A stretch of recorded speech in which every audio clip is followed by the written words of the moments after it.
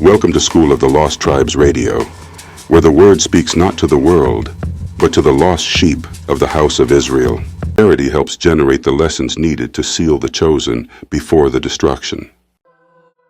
Ecclesiasticus 13, the proud, the rich, and the fall of the righteous.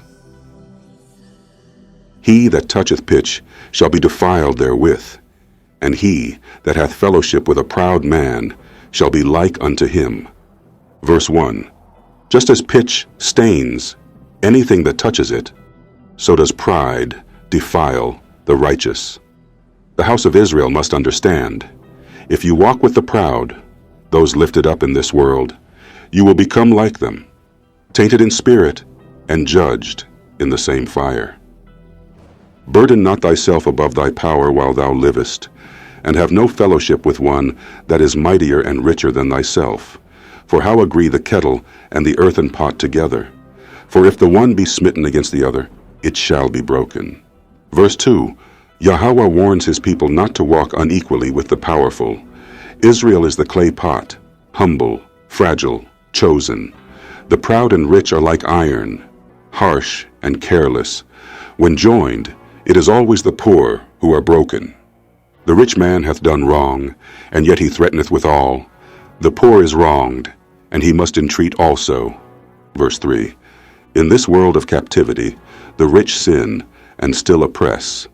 The poor, especially among scattered Israel, suffer wrong and are still forced to beg. This injustice is part of the oppression Yahweh shall avenge. If thou be for his profit, he will use thee. But if thou have nothing, he will forsake thee. Verse 4, the rich man values nothing but gain. He pretends friendship only when it benefits him. Israel must not be fooled. Your worth is not in your wealth, but in your covenant with Yahweh. If thou have anything, he will live with thee. Yea, he will make thee bear, and will not be sorry for it. Verse 5, he drains you dry, shows no shame, and calls it business. The wealthy feed on the substance of the poor. This is the condition of the oppressors of the tribes. They take and do not repay. If he have need of thee, he will deceive thee, and smile upon thee, and put thee in hope. He will speak thee fair, and say, what wantest thou? Verse 6, the rich man plays the humble only when in need. His tongue is smooth, but his heart is deceitful. This is the system that ensnares the scattered tribes, offering false hope and speaking peace while setting traps. And he will shame thee by his meats, until he have drawn thee dry twice or thrice, and at the last he will laugh thee to scorn afterward. When he seeth thee, he will forsake thee, and shake his head at thee. Verse 7, at first he feeds you, then he mocks you. He uses hospitality to gain advantage, then discards the poor like waste. Such is the treatment of the Israelites under nations that profane hospitality and wield wealth as a weapon. Beware that thou be not deceived and brought down in thy jollity. Verse 8, do not let temporary joy blind you. The rich man's smile is a mask. Joy without wisdom leads to your fall. If thou be invited of a mighty man, withdraw thyself, and so much the more will he invite thee. Verse 9, do not rush into the courts of the powerful. The more you hold back, the more they may seek you. Let your value be proven by wisdom, not by begging for seats of honor. Press thou not upon him, lest thou be put back. Stand not far off, lest thou be forgotten. Verse 10, balance is wisdom. Push too close and you'll be shamed. Stay too far and you'll be dismissed. This is counsel for those in captivity, how to navigate unjust systems without losing dignity.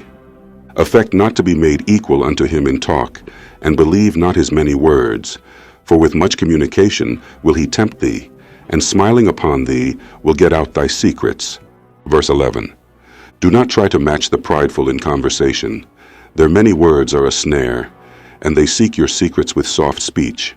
Israelites must guard their hearts and minds. But cruelly he will lay up thy words, and will not spare to do thee hurt, and to put thee in prison. Verse 12, this is literal and prophetic. Words spoken in trust are turned into chains. Many of the house of Israel suffer in prison houses today because of traps laid by the same smiles they once trusted. Observe and take good heed, for thou walkest in peril of thy overthrowing. When thou hearest these things, awake in thy sleep. Verse 13. This is a call to awaken. The path is dangerous. To walk among the proud without caution is to sleep on a battlefield. The house of Israel must rise and watch. Love the Lord all thy life, and call upon him for thy salvation. Verse 14. This is the solution, not in riches, not in alliances, not in man, but in Yahweh only. Let Israel call on him continually, for he alone is deliverer. Every beast loveth his like, and every man loveth his neighbor. Verse 15. What is natural in creation reflects spiritual truth. The house of Israel is called to cleave to its own kind, to the righteous, to the covenant keepers, not to their oppressors. All flesh consorteth according to kind, and a man will cleave to his like. Verse 16. Do not force fellowship with those outside the covenant.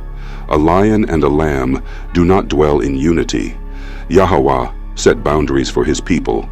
What fellowship hath the wolf with the lamb? So the sinner with the godly. Verse 17. This is the spiritual truth. Righteousness cannot walk with sin. Israel must separate from wickedness, even if it is cloaked in wealth and influence. What agreement is there between the hyena and a dog? And what peace between the rich and the poor? Verse 18. Peace cannot be made where greed and pride rule. The system is designed to devour the poor. There is no true peace for Israel in the hands of the oppressor. As the wild ass is the lion's prey in the wilderness, so the rich eat up the poor. Verse 19. This is not metaphor. It is the history of colonization, slavery, and exploitation. The rich consume the poor. Israel, scattered and made poor, has long been prey. As the proud hate humility, so doth the rich abhor the poor. Verse 20. Their hatred is not random. It is spiritual. The humble remind the proud of judgment. The poor stand as witnesses against the greed of the elite. A rich man beginning to fall is held up of his friends, but a poor man being down is thrust away by his friends. Verse 21. The world uplifts the rich even in their fall. The poor, especially among Israel, are abandoned. But Yahweh sees, and his justice is not delayed. When a rich man is fallen, he hath many helpers. He speaketh things not to be spoken, and yet men justify him. The poor man slipped, and yet they rebuked him too. He spake wisely, and could have no place. Verse 22. This is the injustice of this age. The words of the poor are ignored. The foolishness of the rich is praised. But in the kingdom of Yahweh, the order shall be reversed. When a rich man speaketh, every man holdeth his tongue. And look, what he saith, they extol it to the clouds. But if the poor man speak, they say, What fellow is this? And if he stumble, they will help to overthrow him. Verse 23. Even in speech, the poor are treated with contempt. This is the condition of Israel among the nations, mocked, silenced, and suppressed. But wisdom shall not remain hidden. Riches are good unto him that hath no sin, and poverty is evil in the mouth of the ungodly. Verse 24. Wealth in the hands of the righteous can be used well, but when sinners possess it, it becomes corruption. Poverty itself is not evil, but the wicked see it as shameful, because they love appearance over truth.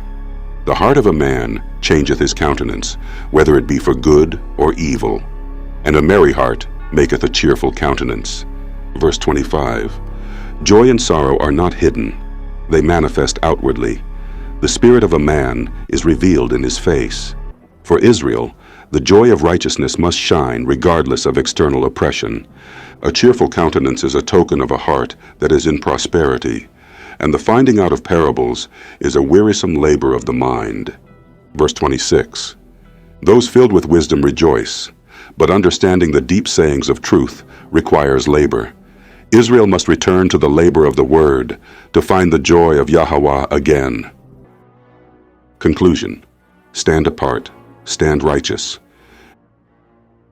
Ecclesiasticus 13 is not just wisdom, it is survival doctrine for the remnant of Israel. Do not trust the proud. Do not run after the rich. Do not sell your soul for favor in high places. The true treasure is righteousness, and the true power is Yahweh. The house of Israel must stand apart, walk in truth, and reject the snares of this world's deceit. Only then will Yahweh Shai gather his remnant from the four winds. Shall I continue with Ecclesiasticus 14 next, scribe? The narrow path of a chosen brother, between covenant and corruption, a story. Based on Ecclesiasticus 13, the proud, the rich, and the fall of the righteous. In the land of confusion, where the scattered sons of Jacob walked among strangers, there lived a young man named Azariah, whose soul burned with the memory of the covenant. He was of the seed of the house of Israel, descended from those who were carried into strange lands in chains, whose fathers once kept the ordinances of Yahweh. Azariah's heart longed for righteousness, but the world around him was ruled by proud men and merchants who prospered by deceit. One day, a powerful man in the city noticed Azariah's wisdom and strength. The man was rich, well-clothed, and honored among the heathen. His speech was smooth, and his smile never faltered. He invited Azariah into his house and said, "Walk with me. I will make you great. You will wear what I wear, eat what I eat. All you must do is leave behind your old ways, your Sabbaths, your strange customs, your refusal to bow to the system." Azariah remembered the words, "He that toucheth pitch shall be defiled therewith, and he that hath fellowship with a proud man shall be like unto him." He knew that to accept this man's favor was to accept his ways, to be joined to the spirit of Babylon. But the temptation was great. The city mocked Azariah's poverty. He was passed over in the marketplace, forgotten in the council, despised in his meekness. The rich man's table gleamed with food, the smell of roasted meat, the glitter of gold, and the praise of fools whispered to Azariah, "Would not your life be easier?" Still, he heard the words, "If thou be for his profit, he will use thee. But if thou have nothing, he will forsake thee." Azariah saw through the mask. He remembered the parable. What fellowship hath the wolf with the lamb? One night, the rich man held a great feast. He invited Azariah, placing him at the edge of the table. With smiling lips he said, "Eat with me, brother. Leave behind your old path. Serve my interests, and I will raise you high." Azariah looked around. The other guests praised the man, though he had crushed many. He had laid traps for the innocent and robbed the widow with contracts, yet they called him wise and noble. Azariah felt the war in his spirit. He excused himself from the table. He went out alone into the cold night and fell upon his knees, crying, "Yahweh, I will not sell my inheritance for gain. I will not sit at the table of those who hate your people. Better to eat herbs in obedience than dainties in deceit." Then came a whisper in his heart, "Love the Lord all thy life, and call upon him for thy salvation." Azariah chose the narrow path. He returned to his people, the poor, the lowly, the forgotten remnant. He strengthened the weak, spoke wisdom to the young, and taught them to discern the lies of the rich. The proud man fell in time. His wealth vanished. Those who once praised him turned away. But Azariah remained, strong, faithful, and full of light. His name was remembered not in courts of men, but in the scrolls of the righteous. Moral of the story: choose the covenant, not the table of the wicked. Scribe, this story teaches the eternal principle from Ecclesiasticus 13. The proud will tempt you. The rich will test your soul. Their tables are traps. Their smiles are snares. But the remnant of Israel must rise. Stay with the covenant.